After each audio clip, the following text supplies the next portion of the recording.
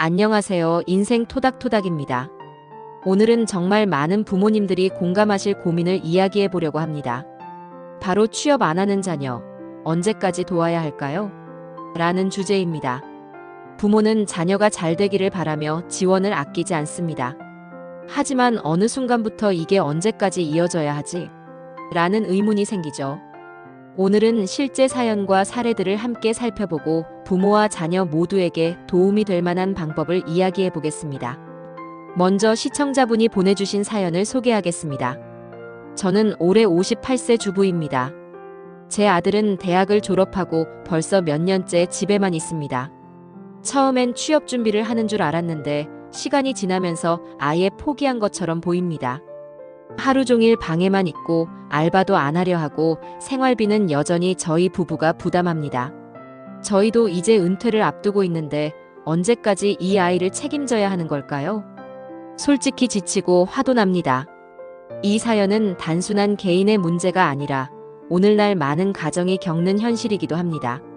사연을 들으신 분들 중에는 우리 집 얘기 같다 하고 고개를 끄덕이시는 분들 많으실 겁니다. 요즘 흔히 말하는 캥거루족이라는 단어 많이 들어보셨죠? 성인이 되고도 부모의 보살핌 아래에서 경제적, 정서적으로 독립하지 못하는 자녀들을 말합니다. 부모 세대의 입장에서는 이해하기 어렵습니다. 우리 때는 뭐라도 하면서 돈을 벌었는데 지금 애들은 왜 집에만 있을까? 이런 생각이 드실 수 있습니다. 하지만 자녀 세대의 현실은 또 다릅니다. 취업 시장은 좁고 경쟁은 치열하며 안정된 일자리는 부족합니다. 그 과정에서 실패와 좌절을 반복하다 보면 다시 도전할 용기를 잃어버리기도 합니다.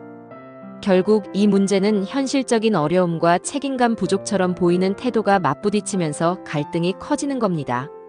그리고 그 갈등의 무게는 결국 부모에게 가장 크게 다가오죠. 이런 문제는 어느 한 가정의 이야기만이 아닙니다. 인터넷 커뮤니티만 들어가 봐도 비슷한 고민들이 수없이 올라옵니다. 첫 번째 사례입니다.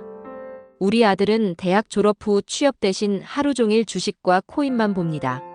아침부터 밤까지 컴퓨터 앞에 앉아 차트만 보는데 생활비는 저희가 줘야 하네요. 이게 도전인지 도박인지 모르겠습니다. 많은 댓글이 달렸습니다. 어떤 분들은 그래도 뭔가 시도하고 있는 거 아니냐라고 옹호하기도 했고, 또 어떤 분들은 그건 현실 도피일 뿐이다라며 따끔하게 말하기도 했습니다. 두 번째 사례입니다. 우리 딸은 벌써 30인데 결혼도 취업도 하지 않고 집에만 있습니다. 면접을 몇 번 보더니 떨어진 뒤로는 아예 시도조차 하지 않네요. 저는 언제까지 뒷바라지를 해야 할까요? 이 글에는 특히 엄마들의 공감 댓글이 많았습니다. 우리 집도 똑같다.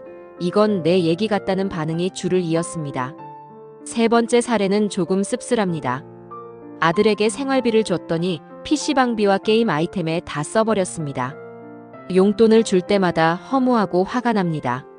단순히 취업 문제를 넘어서 생활태도 자체에 대한 좌절이 담긴 이야기였습니다. 이처럼 각 가정마다 사정은 다르지만 부모의 고민은 결국 하나로 모입니다. 언제까지 이 아이들을 책임져야 할까? 실제로 전문가들은 이 문제를 사회적 현상으로 분석하고 있습니다. 보건복지부 조사에 따르면 성인 자녀 중 상당수가 부모와 함께 살며 경제적으로 의존하고 있다고 합니다. 캥거루족은 점점 늘어나고 있고 그 부담은 부모 세대가 고스란히 떠안게 되는 거죠. 심리학자들은 이렇게 설명합니다. 도전과 실패가 반복되면 자녀는 점점 의욕을 잃습니다. 한두 번의 좌절이 쌓이면 다시 시도할 용기가 사라집니다. 그래서 방에만 머물고 부모의 지원에만 의존하게 된다는 겁니다. 사회학자들은 또 이렇게 지적합니다. 부모의 과잉 지원은 자녀의 독립을 늦추는 결과를 낳습니다. 부모가 생활비와 주거를 계속 제공하니 자녀가 굳이 변하려 하지 않는 겁니다. 사랑으로 시작된 지원이 자녀의 성장을 막는 벽이 될 수도 있다는 말입니다. 그렇다면 부모는 어떻게 해야 할까요?